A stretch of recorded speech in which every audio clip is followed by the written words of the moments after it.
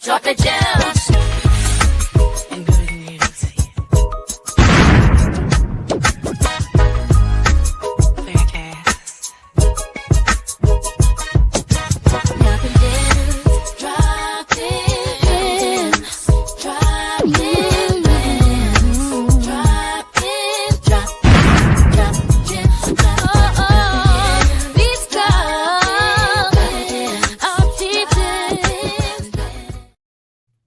Hey, Gems. I hope that y'all come over and share this financial information. I'm going to show you page by page, and then I'm going to introduce to you the IUL. Hey, Peanut, share this with anybody that this can help. This is going to be the help for your future, and it could be the help for your family's future. I didn't send out an announcement, so I don't expect for too many people to be over here. But just like the video and y'all share it. Okay, so now, say that you are a grandmother or you are a mother, and if you pass away and you desire to give your house to your children or your grandchildren, that is not a good idea. And I'm going to tell you why. Giving your house, giving your house to your kids, giving your house to your kids wrong could cost them $130,000, even if your house is already paid off. And I suggest that you, on your Instagram, go and subscribe to It's Financial Education. Go subscribe to this page because I'm going to break it down to you in layman terms, okay? First, the trap almost every parent falls into is you want to die and leave your family and your kids your property. There are lengths that you have to go through that. You think adding your kids to the deed or gifting the house now is a loving move. It is a single most expensive estate mistake you can make. The wrong transfer costs your family probate control and tens of thousands in taxes all at once. And here is exactly how each one hits. Okay. For trap one, the capital gains bomb. Woo. When you gift the home, your kids keep your original cost basis. Bought it for $50,000 worth, a $700,000 home today. Their taxable gain is $650,000. Sell it, and the IRS takes roughly $15,000 to $20,000, about $100,000 to $130,000. That bill only exists because you gifted instead of leaving it the right way. Okay, the trap two. You lose the step up that makes it disappear. When a home passes at death, its cost basis steps up to the value of that day, the day that you passed away. If you inherited it at $700,000, the new basis is $700,000. Your kids sell it the next week and owe taxes on almost nothing. Gift it while you're alive, and you throw that step up away for good. Trap three, you can lose control of the home. Your children, grandchildren can lose control of the home. Put 100% in your kid's name, and legally they can sell it, refinance it, or ask you to leave. Now but listen to that last sentence, or ask you to leave, meaning that there was a situation in California where a mother put her home in her son's name, and he had a bit of a gambling problem. When he had this gambling problem, he sold the house while she was still alive, and she became homeless, and he did not help her. You can read up on that case. Give them half, and you now need their signature to do anything. That means if you give them half of the home, and if you want to get some money off your home, you need their signature to do it. So I'm going to tell you the right way. one divorce or lawsuit to theirs, and a creditor can come after the house you still live in. If you give them the house 100% and they get sued and they come after the home, they can come after the home that you put your kid's name on. So you don't want to do that. You gave away the roof over your head before you meant it. Okay. So trap 4, the gift tax paperwork nobody warned you about. Give away more than $19,000 of value per person in 2026, you must file a federal gift tax, and that is a Form 709. A $700,000 home blows past that on one day. Miss the form, and you hand the IRS a reason to open your file. A quiet transfers becomes a paper trail with your name on it. So you got to be careful. Now the fix for a revocable living trust holds a home for you. So that means if you get a revocable living trust, it will hold your house even though you put your kid's name on it. A trust is a legal document that says who gets the house the day you passed with no court involvement. You stay the owner and the boss while you're alive. Your kids get it instantly at death at the full step value. Same house, none of the 4 traps above. Y'all make sure that y'all go over this, and I encourage you to go to Financial Education. It's Financial Education on Instagram, okay?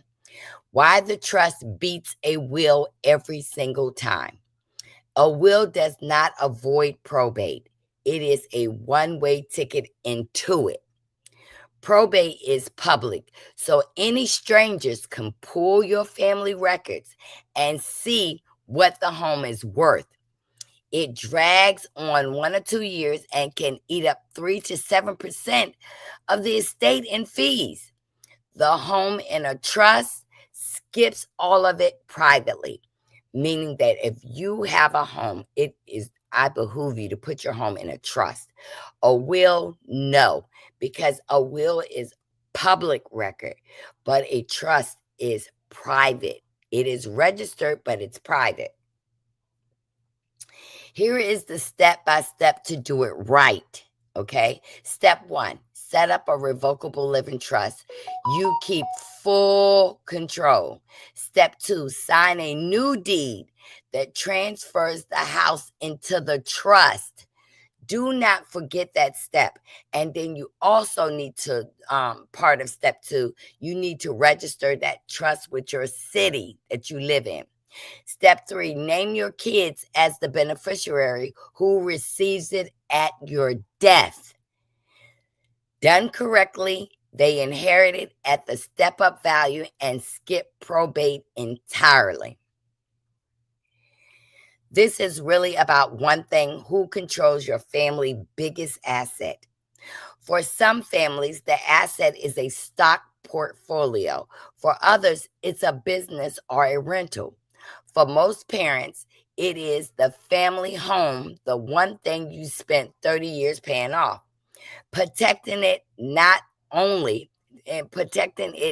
about being rich. It's about a structure, and the wealthy have quietly used this for decades. Here is how to set up yours. Yeah, I'm going to give you the instructions, and I want you to go over this video again, and I want you to, Joan, your voice is coming through my speaker. Here is how you set it up. That's Joan. She's home from New York. Comment trust, okay? Currently 50% off, but I'm going to tell you something.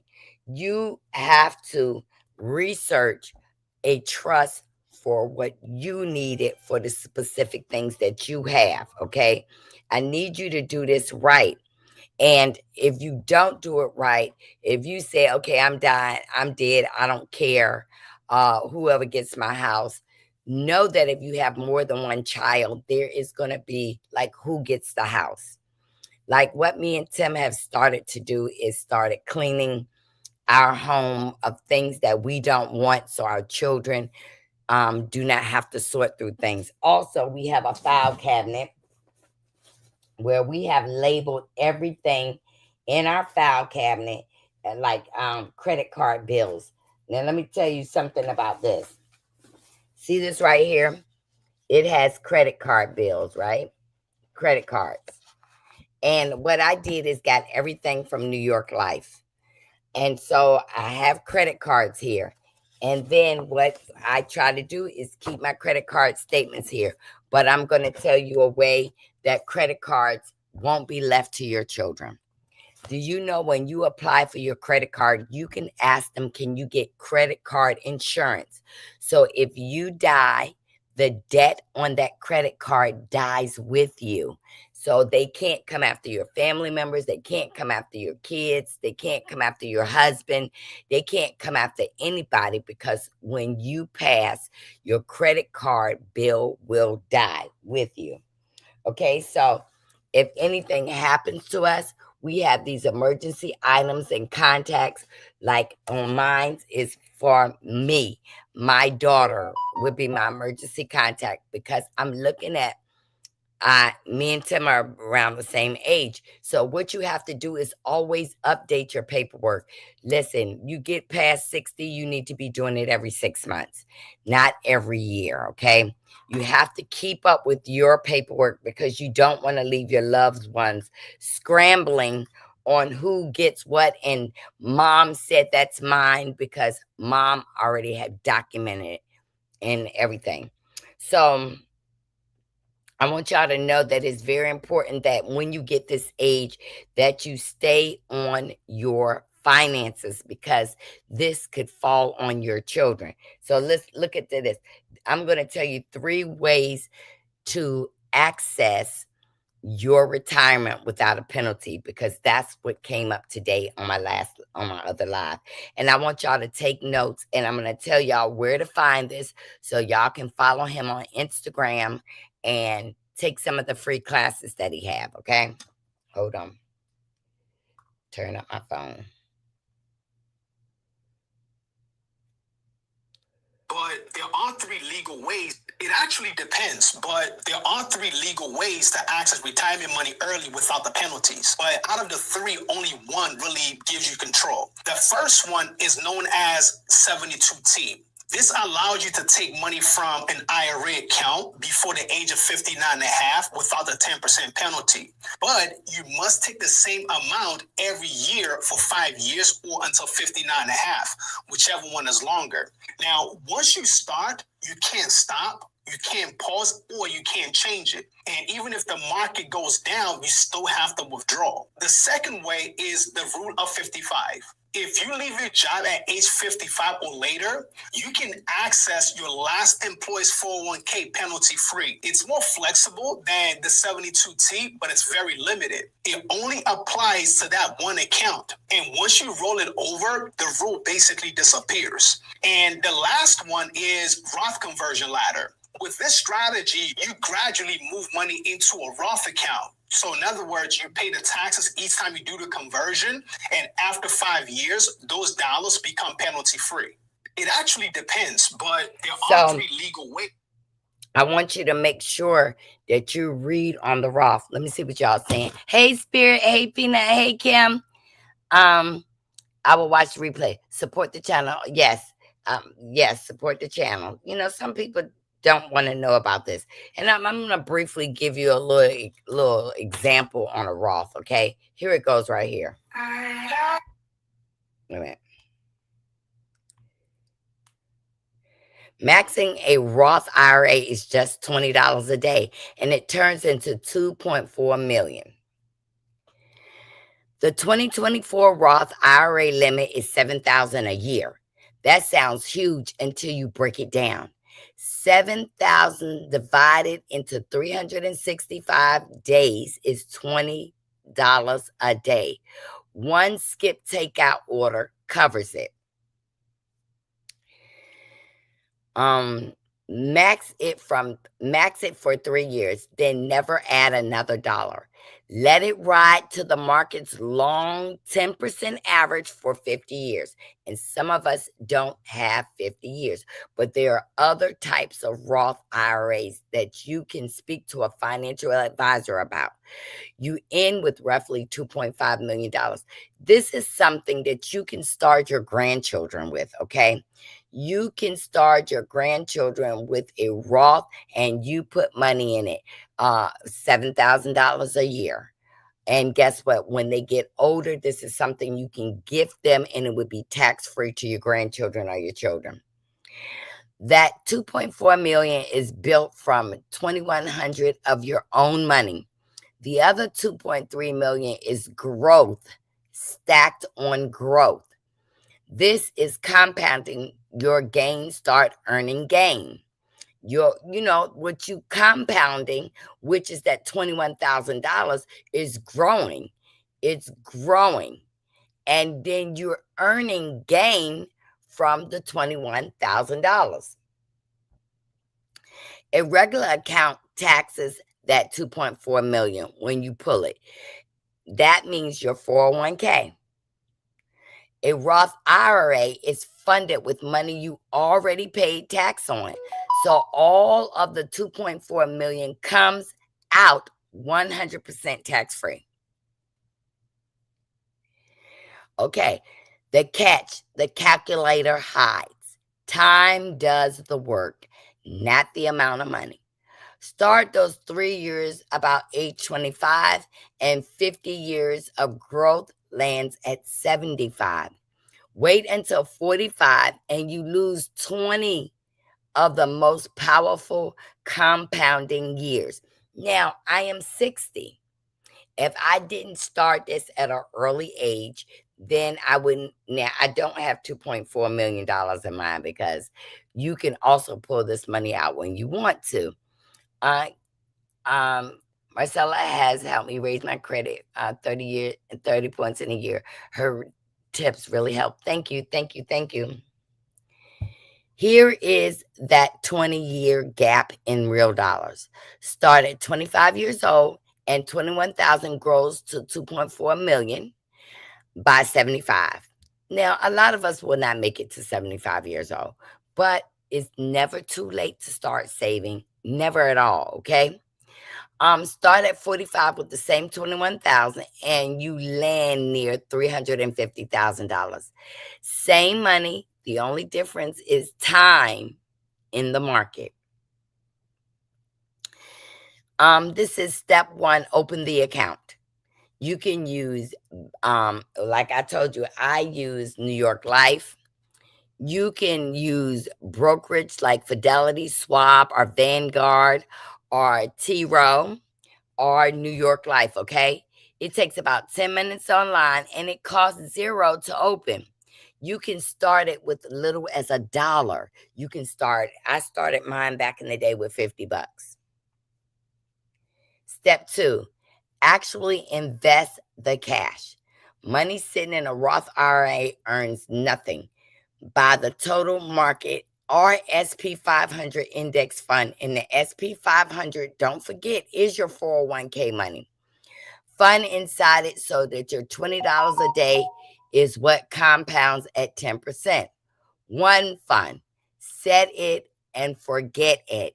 That means at this time with everything going on, not many people can just set money aside because people are losing their jobs. People are losing everything because of this economy and this administration. So, step 3, automate the $20. Get it out of your bank account automatically, and then you won't think about it. Set a $150 auto transfer for every 2 weeks. That's what you can do. That hits the full 7,000 without you thinking about it, so you will never break the 3-year streak. One rule: protect your tax growth. Don't touch it early. Withdraw the gains before age 59 and a half, and you owe taxes plus a penalty. left left alone, $20 a day quietly turns into $204 million you keep. I want y'all to make sure that y'all go to this financial education. It's on Instagram. You're able to look up a bunch of information that will help you with your day to day. It will definitely help you how you live and what we need to do, because I'm going to recommend that water is being traded on the stock market right now. Many of you don't know, but water is being traded on the stock market right now. So what does that mean for us? Water is a necessity. But listen,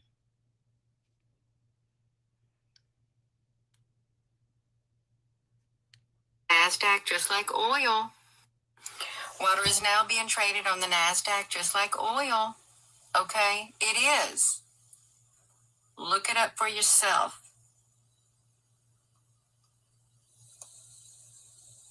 It's not going to be free anymore. We already pay for it anyway when you pay a water bill.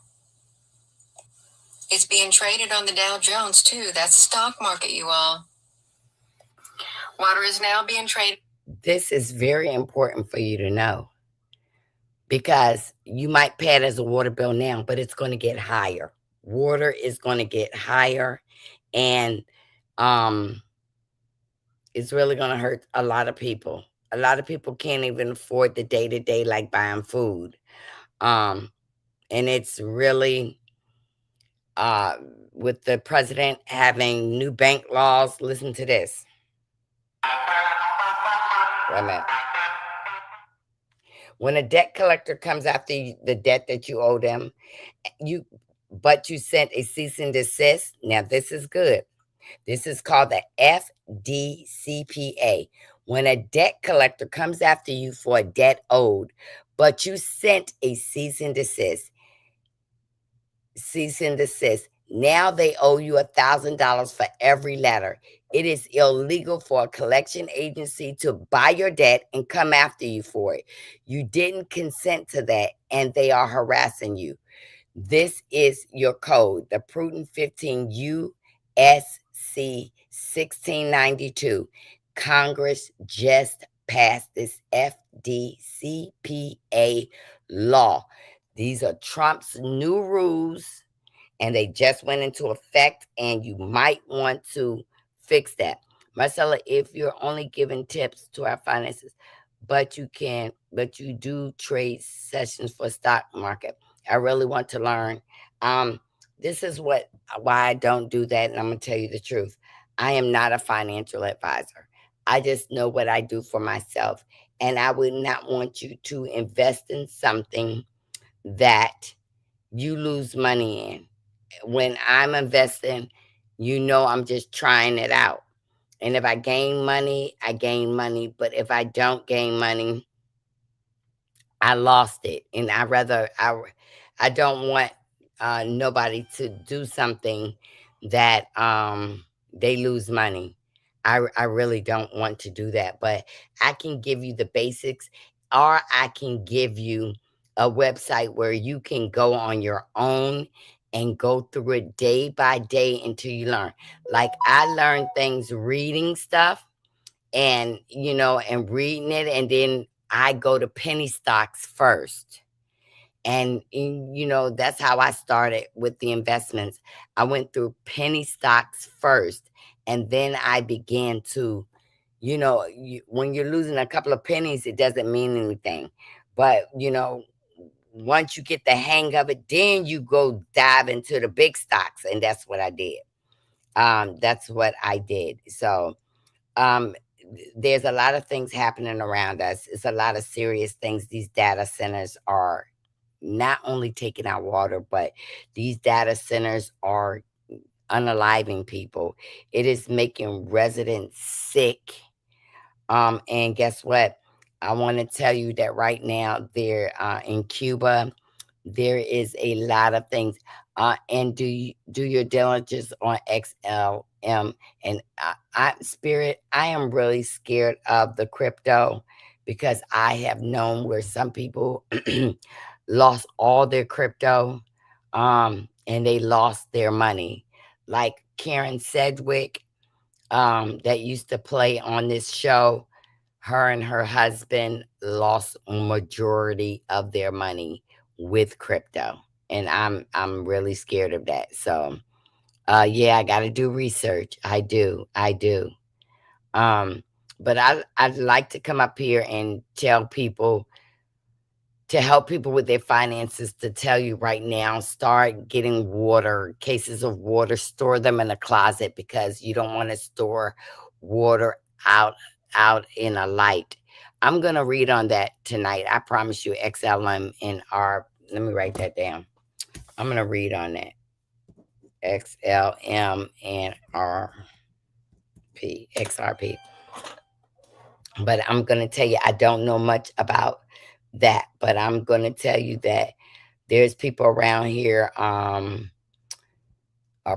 doing things that is going to mess up a lot of Americans. It's inevitable, and you got to just trust in the one person who can help us, and that's the Lord, for real. And that's how I feel.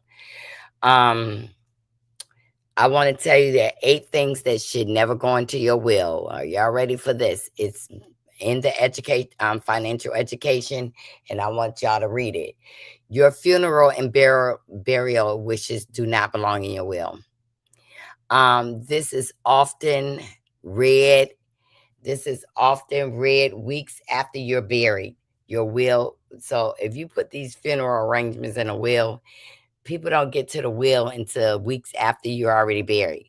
Put those wishes in a separate letter and instruct your family to read first. Your organ donation wishes don't belong in your will, because what? That's why they ask you on your driver's license, do you want to donate your organs? I choose not to do that. Why? Because I don't want to go into the hospital and I can be saved. And then they say, okay, her kidney matches this billionaire's kidney, so we're going to just not take her out and take the kidney for the billionaire. Register your decision with your state as a donor registry instead, which I have did that through my local hospital, okay? Your IRA and your 401k should never be listed in your will. They pass by the beneficiaries form you signed at the bank. Now, at the bank, you have a bank account. There is a form that you can sign, who your beneficiary, and they got FOA, who your beneficiary should be at your bank account. You don't want your children fighting over money that you've already designated someone. So don't put that in your will. The form overrides anything your will says. Your life support and end of life choices. Like I said, there is a registry in every state that you can get the form from the customer service desk, the communication desk in the hospital. Fill it out, and then you know what you do? You mail it in. It tells you where to mail it in, and then it goes on the registry, okay? Doctors act in hours, not months. Probate takes months. So if your instructions are in your will and your will goes under probate, you lost all the way around. They did whatever they want, and that won't matter. Those decisions go in a healthcare directive or a living will, and that is registered. Go get the healthcare directive at the hospital for free. Okay. Any assets already inside a trust should never go into the will. So don't put the will in your will.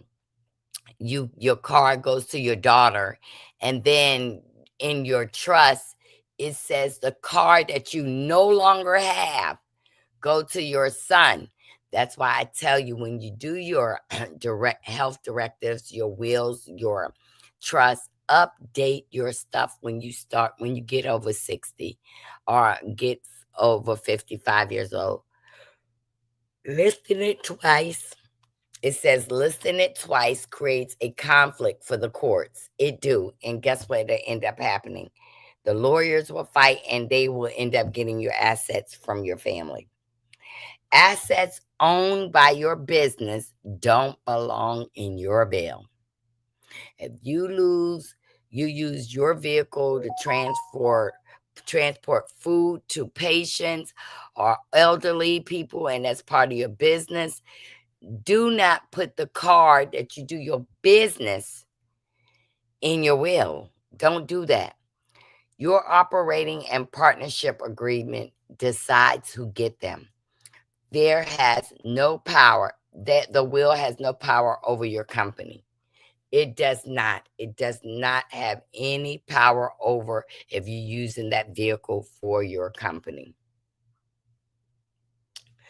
Property you own jointly, you and your spouse, should not go into your will. Because if you put your house in there, and Tim is also entitled to have this house, there your kids might override your husband and he'll be on the street.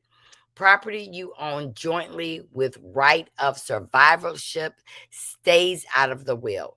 It passes to the co-owner automatically the second you pass. The will can never touch it. And let me tell you something that me and Tim have done. We have put this in our trust. Because I'm going to tell you who else goes after your house. And I'm going to tell you tonight who else goes after your house.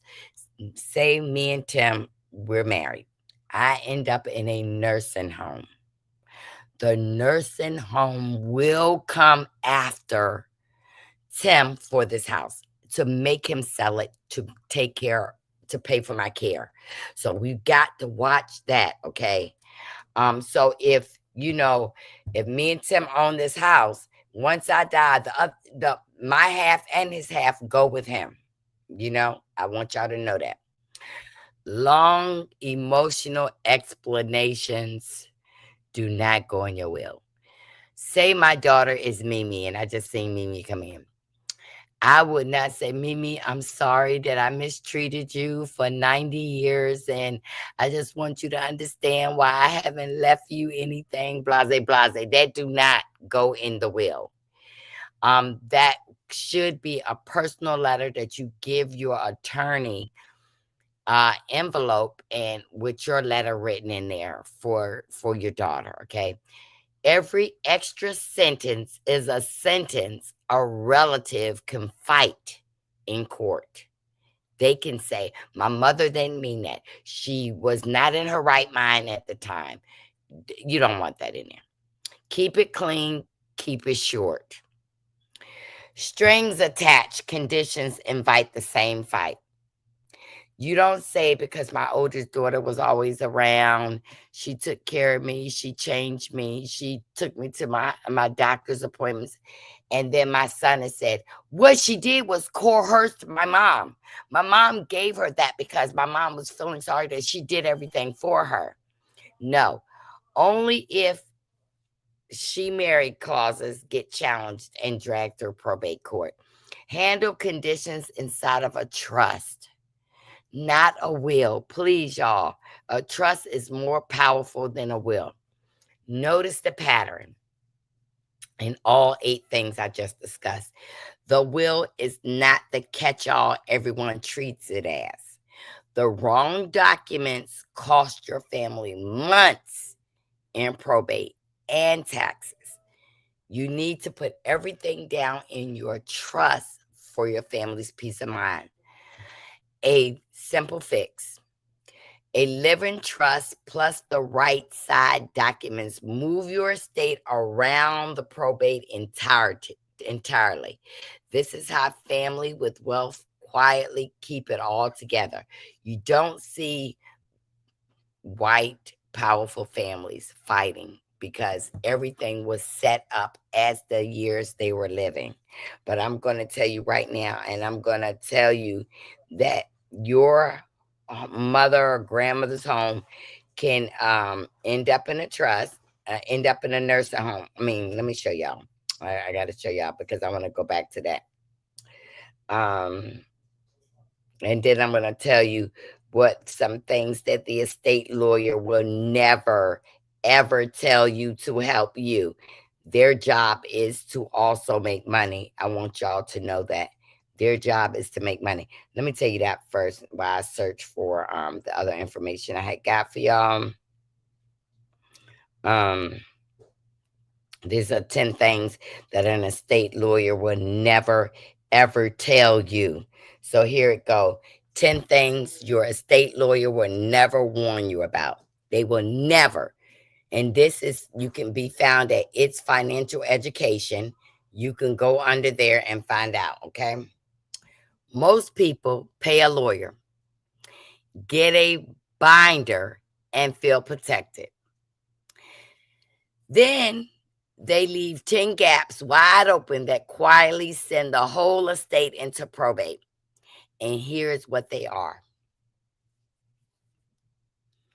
Your beneficiary form beats your will. The 401k or life insurance goes to whoever is named on the form, even if your will says someone else. You haven't your 401k insurance, you should have a beneficiary up there. Your employer gave you a 401 and you probably never checked that if, I pass away, my 401 is there. Who is it going to go to? You have to designate, I'm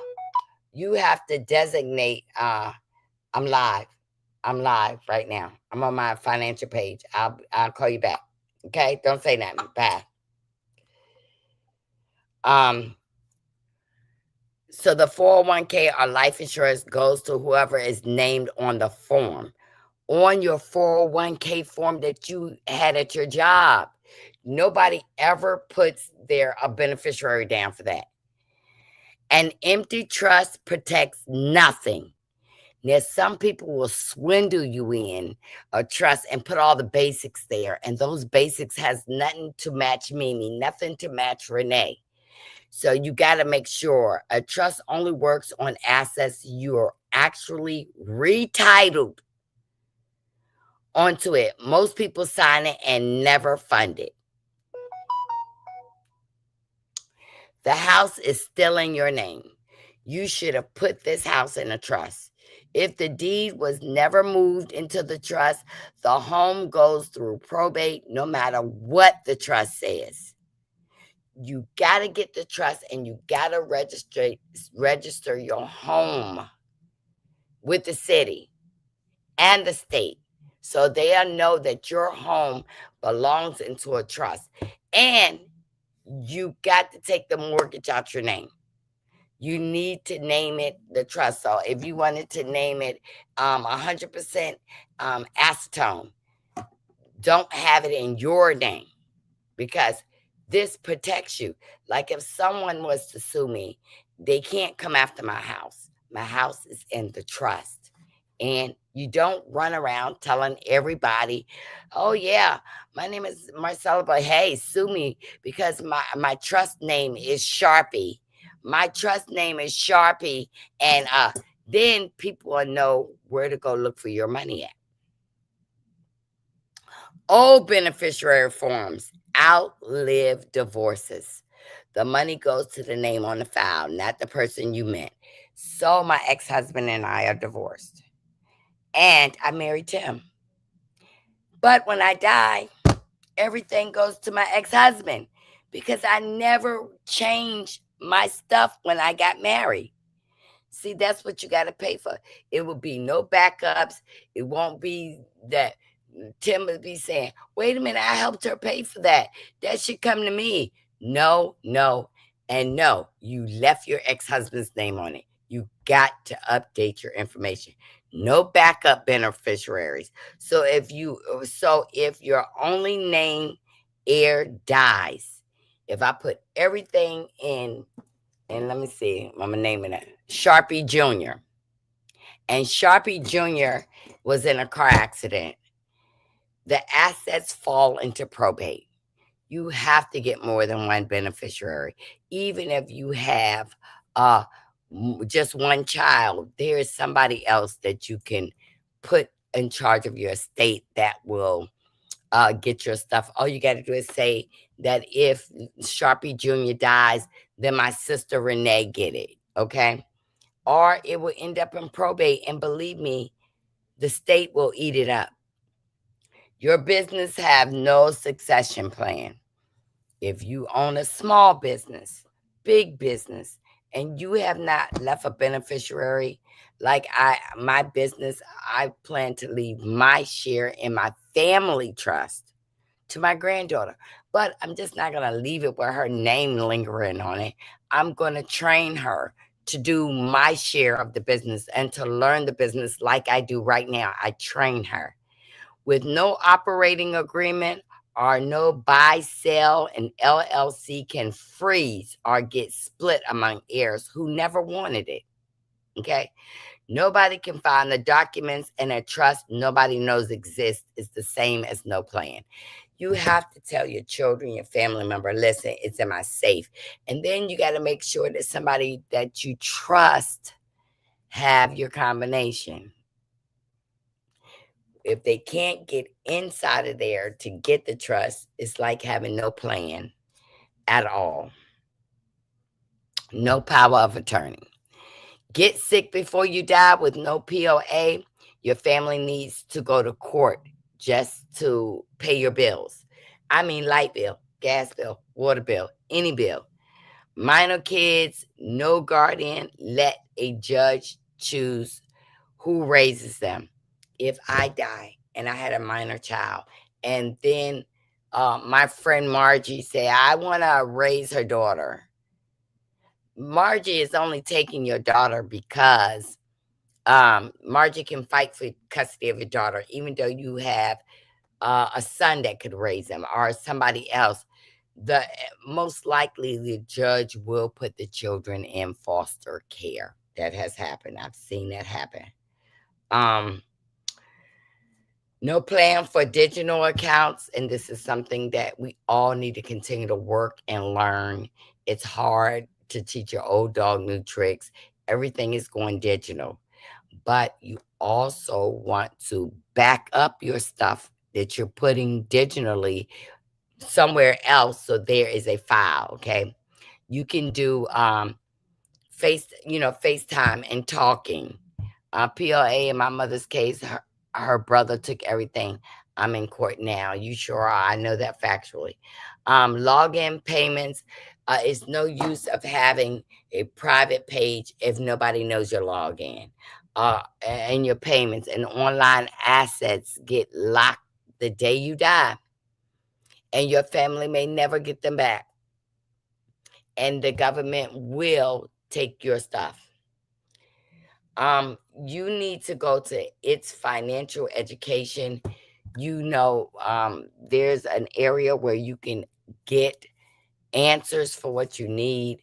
I know in this day of time, speaking to a trust lawyer now, they're going to tell you, well, it can go up. But I'm recommending that you all get this book. Hold on. First of all, this is what I got. I got a budget planner. And let me tell you the other thing I got. Hold on, it's up here. I got a budget planner. This is for you. This is for you to write like an expense tracker, what bills you have, update this. You can use 10 pages for every year. What you paid off, where you can find your information. Leave something where everybody can find your stuff. If you do not leave them where they can find what they need, where's my little book? If you leave something and you're not telling people where your stuff is, that is tragic. That can be very tragic. Hold on. Let me see if my book in here, because y'all, I do a lot of reading. I got my Dr. Sebi for all the, I do a lot of reading, and my downtime, like before I go to bed every night, I read. Hold on.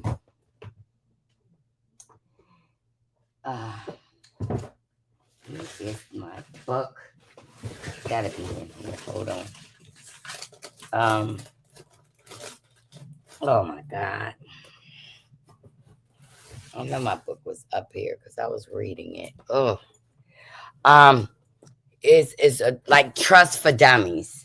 And you need to read, let me see. You need to read a book that's going to tell you about trust So when you walk into an attorney to get information about trust, listen, everybody, read, educate yourself.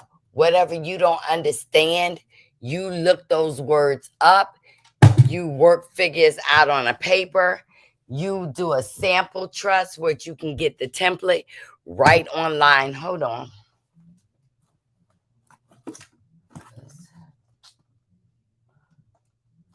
I gotta find my book. Okay, I gotta find my book. Let me make that do it over here. I gotta find that book. Is this it? Okay, here it go. Here it go. Here it go. Everybody, get this book. The Only Living Trust. This book is simplified, and it protects your assets and save thousands on your taxes. This is from Garrett Monroe. Please go to Amazon, look up Garrett Monroe, and get this book. It is wrote big, and it's going to take you to how to do this. I'm going to tell you, this 2025 edition, they haven't did the 2026 yet. This is going to help you. It's going to, what's inside is guides to a living trust. And it's going to tell you about the revocable and, it's strategies to your estate, from taxes and creditors, and ensuring that your assets go exactly where you want them to. How to customize your living trust. See, because your trust ain't going to say the same thing as mine's going to say. And I'm going to tell you what some older people do that I noticed. Do you know that when they get 65, they sell their houses. Middle class people sell their homes and they move into an apartment. You know why they do that? So they can have lifeline money to live off. That's what they do. They sell it because they don't want their families fighting. Detailed instructions on how to handle digital assets like social media, online banking, and cryptocurrency in your trust. How to incorporate philanthropy goals, that mean your charities. Strategizes to provide for children and dependents, including how to manage their inheritance responsibly so they stay protected for life, and much more. Don't leave the future of your estate up to chance. This is a toolkit to ensure your assets are managed exactly as you wish, and is as you're without the interference of courts, and that's probate, or the burdens of unnecessary tax. You see this right here, the only living trust book you'll ever need. This is so factual. How to make your own living trust, avoid probate, and protect its heirs. You need to be reading this book at all times. I'm telling you, just keep going over it till it gets here, and then you activate. Then you activate on your assets for your life, okay? Because it's very important. The government is trying to take everything we got. Now it's down to water. Listen to this. Be ready. There's something going. What I'm telling you guys is be ready. There's something going on with the water. They've been telling us for a very long time to wash the water. I remember that documentary with the snake venom that's in the water. They've been telling us for a very long time to wash the water. And now we see what's happening with the water. The water is somehow disappearing right in front of our eyes. Whether it be to climate change or these AI data centers popping up everywhere, it's a very interesting correlation, because even Bill Gates is buying up all the land and the farmland and the aquifers as well too. I also want you to be aware that there's things that are happening behind the scenes that directly has to do with the water that can actually benefit you from this if you position yourself early, which is exactly the reason why I've been talking about this United States Water Reserve that I'm hearing is going to be announced on July 4th. What better way to celebrate America's birthday than to give him this over here on one of the hottest days in America? Well, again, I position myself early. It's not financial advice. I'm only doing my research. I see the correlation. But this is exactly what I be telling you guys. You need to be doing your own research as well too, man. All right? Everything that you need to know for this will be pinned in the comments below. Now, let me give you some water companies that are economical. And I'm just going to be looking into it for myself. Let me.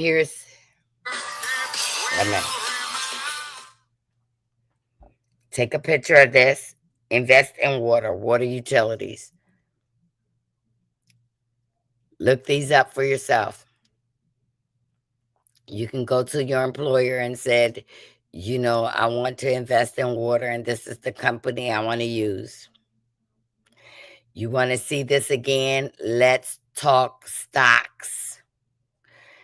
Let's talk stocks. Let's talk stocks. At Let's Talk Stocks. That's your Instagram. This is her page for Instagram. This will help you find out. Let me go to her whole page. This is it right here. www.letstalkstocks.ca. I don't follow her, but I'm about to right now.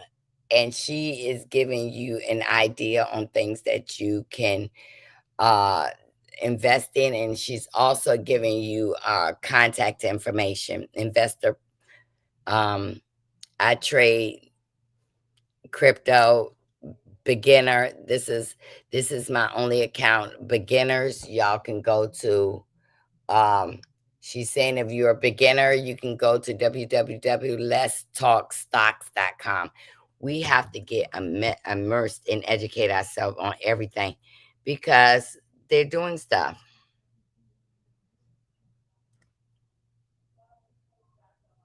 I need to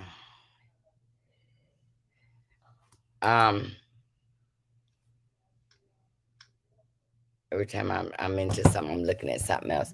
So guys, do you have any questions for me? Because I'm going to tell you, I want you to get this book by Garrett Monroe. You're going to get a different understanding than me, but the best thing is to get things out of your name. Get situated between you and your spouse or you on a vacation. You're sitting by yourself where you're not pressured by family members to put their name on this, they want this, and clean out your house. You don't want your kids looking for stuff. You want to be able to tell your kids where everything is. And like my passcode to different things, I have stored them in a safety deposit box where my daughter has the right to go get everything and get out what she needs. And I talk to her because I trust her and I trust that she will share with the other kids, because I've also left a little note. You know, you write a letter and you put it in the envelope. Hold up. You write a letter, you give it to your trust attorney. Your child can read it in private. The lawyer gives it to them. And everything will be okay. I like that learn so you can activate your assets. Yes, y'all, please. And if y'all ever have any questions, you can always tell me, hey, Marcella, I need to talk to you. Come in my DM and I'll give you my phone number and you can call me. But we're only going to talk about making, dropping gems and building communities, because I don't do no mess over here on this page. So I thank y'all. Like and subscribe. Please share the information, because I haven't reached 500 yet to really post a lot of things. But I appreciate y'all for coming. Bye-bye.